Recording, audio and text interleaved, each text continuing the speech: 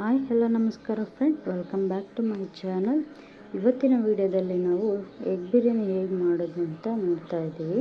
ಮನೆಯಲ್ಲೇ ಇರುವಂಥ ಸಾಮಗ್ರಿಗಳಲ್ಲಿ ಸಿಂಪಲ್ಲಾಗಿ ಎಗ್ ಬಿರಿಯಾನಿ ಹೇಗೆ ಮಾಡೋದು ಅಂತ ನೋಡೋಣ ಬನ್ನಿ. ಸೊ ಅದಕ್ಕೆ ಬೇಕಾಗಿರೋ ಸಾಮಗ್ರಿಗಳು ಹೇಗೆ ನೋಡೋಣ ಬನ್ನಿ.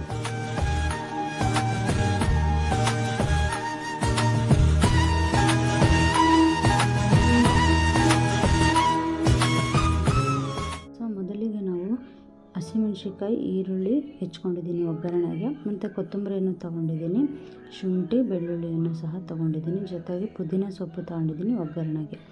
ಸೊ ಇದೇ ಲೋಟದಲ್ಲಿ 1.5 ಲೋಟದಷ್ಟು ನಾನು ಅಕ್ಕಿಯನ್ನು ತೊಗೊಂಡಿದ್ದೀನಿ. ಇದನ್ನು ತೊಳೆದು ಈಗಲೇ ಇಟ್ಕೊಂಡಿರಬೇಕು. ಸೊ ಟೊಮೊಟೊ ತೊಗೊಂಡಿದ್ದೀನಿ, 3 ಟೊಮೊಟೊ ಸಣ್ಣದಾಗಿ ಹೆಚ್ಕೊಂಡಿದ್ದೀನಿ ಫ್ರೆಂಡ್. ಸೊ ನೋಡಿ, ಸ್ಲೈಸ್ ಆಗಿದೆ. ನಂತರ ಒಂದು ಬೌಲಲ್ಲಿ ಎಣ್ಣೆಯನ್ನು ತೊಗೊಂಡಿದ್ದೀನಿ. ನೋಡಿ, ಇಷ್ಟು ಸಾಕು ನಮಗೆ ಎಗ್ ಬಿರಿಯಾನಿಯನ್ನು ಮಾಡೋಕ್ಕೆ. ಮೊದಲಿಗೆ ಈಗ ಒಂದು ಜಾರ್ ತೊಗೊಂಡಿದ್ದೀನಿ.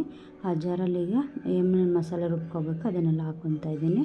ಕೊತ್ತಂಬರಿ, ಹಸಿಶುಂಠಿ, ಬೆಳ್ಳುಳ್ಳಿ ಇದನ್ನು ಇವಾಗ ರುಬ್ಕೊಬೇಕು ಫ್ರೆಂಡ್. ನೋಡಿ, ರುಬ್ಕೊಂಡಿದ್ದೀನಿ, ಸಣ್ಣದಾಗಿದೆ ಎಲ್ಲ.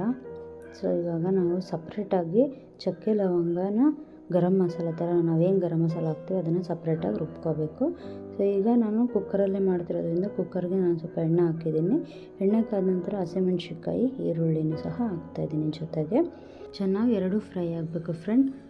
ಬ್ರೌನ್ ಕಲರ್ ಆಗಬೇಕು ಈರುಳ್ಳಿ, ಆ ಥರ ಫ್ರೈ ಮಾಡ್ಕೋಬೇಕು. ಸೊ ಇವಾಗ ಇದಕ್ಕೆ ನಾವು ಆಗಲೇ ಹೇಳಿದ್ನಲ್ವ ಪುದೀನ ಸೊಪ್ಪು ಹಾಕ್ಕೋಬೇಕು ಅಂತ. ಸೊ ಈಗ ಅದನ್ನು ಹಾಕ್ಕೊತಾ ಇದ್ದೀನಿ. ಅದು ಸಹ ಹಾಕ್ಕೊಂಡು ಫ್ರೈ ಮಾಡ್ಕೋಬೇಕು. ಸೊ ಇಲ್ಲಿ ನೋಡಿ, ಈ ಥರ ಆಗಬೇಕು, ಈ ಥರ ಫ್ರೈ ಆಗಬೇಕು. ಈಗ ಬ್ರೌನ್ ಕಲರ್ ಆಗಿದೆ ಫ್ರೆಂಡ್. ಸೊ ನೋಡ್ತಾ ಇದ್ದೀರಲ್ವ. ಈಗ ಇದಕ್ಕೆ ನಾವು ಹೆಚ್ಚಿಟ್ಕೊಂಡಿದ್ವಲ್ಲ ಟೊಮೊಟೊನ ಸಹ ಹಾಕ್ಕೊತಾ ಇದ್ದೀನಿ. ಹಾಕ್ಕೊಂಡು ಚೆನ್ನಾಗಿ ಫ್ರೈ ಆಗಬೇಕು.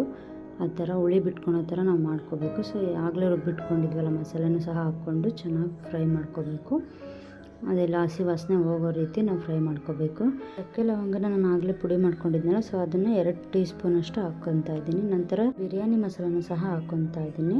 ಅದೇ ನಂತರ ಸ್ವಲ್ಪ ಅದಕ್ಕೆ ಅರಿಶಿನ ಸ್ವಲ್ಪ ಹಾಕ್ಕೊತಾ ಇದ್ದೀನಿ, ಅರ್ಧ ಟೀ ಸ್ಪೂನಷ್ಟು ಹಾಕ್ಕೊಂಡು ಖಾರದ ಪುಡಿ ಸಹ ಹಾಕ್ಕೊತಿದ್ದೀನಿ 2 ಸ್ಪೂನು. ರುಚಿಗೆ ತಕ್ಕಷ್ಟು ಸ್ವಲ್ಪ ಉಪ್ಪು ಹಾಕಿ ಚೆನ್ನಾಗಿ ಮಿಕ್ಸ್ ಮಾಡ್ತಾ ಇದ್ದೀನಿ. ಚೆನ್ನಾಗಿ ಮಿಕ್ಸ್ ಮಾಡ್ಕೋಬೇಕು ಫ್ರೆಂಡ್. ಅದು ಚೆನ್ನಾಗಿ ಮಿಕ್ಸ್ ಆಗಿ ಸ್ವಲ್ಪ ಗೊಜ್ಜು ಥರ ಆಗಬೇಕು. ನೋಡಿ ಫ್ರೆಂಡ್, ಕಾಣಿಸ್ತಾ ಇದೆ ಅಲ್ವಾ, ಈ ಥರ ಅದು ಗೊಜ್ಜು ಥರ ಆದಷ್ಟು ನಮಗೆ ಚೆನ್ನಾಗಿರುತ್ತೆ. ಸೊ ನಾವು ಆಗಲೇ ಜಾರಲ್ಲಿ ರುಬ್ಕೊಂಡಿದ್ವಲ್ಲ, ಸೊ ಅದೇ ಜಾರಿಗೆ ಸ್ವಲ್ಪ ನೀರು ಹಾಕ್ಕೊಂಡು ನಾನು ಆಗಲೇ ಹೇಳಿದ್ನಲ್ವ ಅಕ್ಕಿಗೆ 3 ಲೋಟ ನೀರು ಹಾಕಬೇಕು. ಈಗ 1.5 ಲೋಟಕ್ಕೆ 3 ಲೋಟ ನೀರು ಹಾಕ್ತಾಯಿದ್ದೀನಿ ನಾನು. ಸೊ ಅಷ್ಟು ಹಾಕ್ಬಿಟ್ಟು ಚೆನ್ನಾಗಿ ಮಿಕ್ಸ್ ಮಾಡಬೇಕು. ಈಗ ಒಂದು ಸಲ ರುಚಿ ನೋಡ್ಕೊಳ್ಳಿ. ಉಪ್ಪು ಕಡಿಮೆ ಇದ್ದರೆ ಈಗಲೇ ಹಾಕ್ಕೊಳ್ಳಿ, ಖಾರ ಸಹ ಕಡಿಮೆ ಇದ್ದರೂ ಈಗಲೇ ಹಾಕ್ಕೊಬೋದು. ನಂತರ ಇದನ್ನು ಸ್ವಲ್ಪ ಹೊತ್ತು ಕುದಿಯೋದಕ್ಕೆ ಬಿಡೋಣ. ಇವಾಗ ನೋಡ್ತಾ ಇದ್ದೀರಾ, ಇವಾಗ ಇನ್ನೊಂದು ಮೊಟ್ಟೆನ ರೆಡಿ ಮಾಡ್ಕೊಳ್ಳೋಣ. ಈಗ ಒಂದು ಬಾಣಲಿ ಇಟ್ಕೊಂಡು ಬಾಣಲಿಗೆ ನಾನು ಸ್ವಲ್ಪ ಎಣ್ಣೆ ಹಾಕ್ಕೊತಾ ಇದ್ದೀನಿ. ಖಾರದ ಪುಡಿ, ಅರಿಶಿನ ಪುಡಿ ಹಾಕ್ಕೊಂಡು ಇದಕ್ಕೆ ನಾನು ಮೊಟ್ಟೆಯನ್ನು ಹಾಕ್ಕೊಂಡು, ನಾನು ಇಬ್ಬರೇ ಇರೋದ್ರಿಂದ ಸೊ ನಾವು ಅದಕ್ಕೆ 4 ಮೊಟ್ಟೆ ಸಾಕು.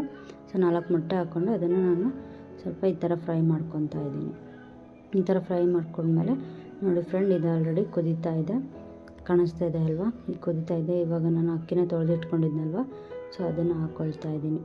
ಅಕ್ಕಿನ ಹಾಕ್ಕೊಂಡು ಮಿಕ್ಸ್ ಮಾಡಿ 3/4 ಭಾಗ ಈಗ ಇದರಲ್ಲೇ ಕುದಿಬೇಕು. ನೋಡಿ, ಈ ಥರ 3/4 ಭಾಗ ಅಷ್ಟು ಕುದ್ದಷ್ಟು ನಮಗೇನು ಅನಿಸುತ್ತೆ, ಅಕ್ಕಿ ಮತ್ತು ಗ್ರೇವಿ ಎರಡೂ ಜೊತೆಗೆ ಮಿಕ್ಸ್ ಆಗುತ್ತೆ.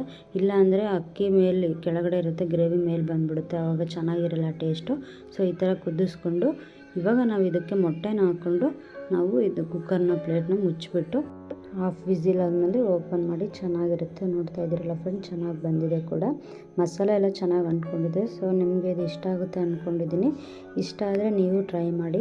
ಚೆನ್ನಾಗಿದ್ದರೆ ಲೈಕ್ ಮಾಡಿ, ಶೇರ್ ಮಾಡಿ, ಕಮೆಂಟ್ ಮಾಡಿ, ಆ್ಯಂಡ್ ಸಬ್ಸ್ಕ್ರೈಬ್ ಮಾತ್ರ ಮರಿಬೇಡಿ, ಬೆಲ್ ಐಕನ್ನ ಕ್ಲಿಕ್ ಮಾಡಿ.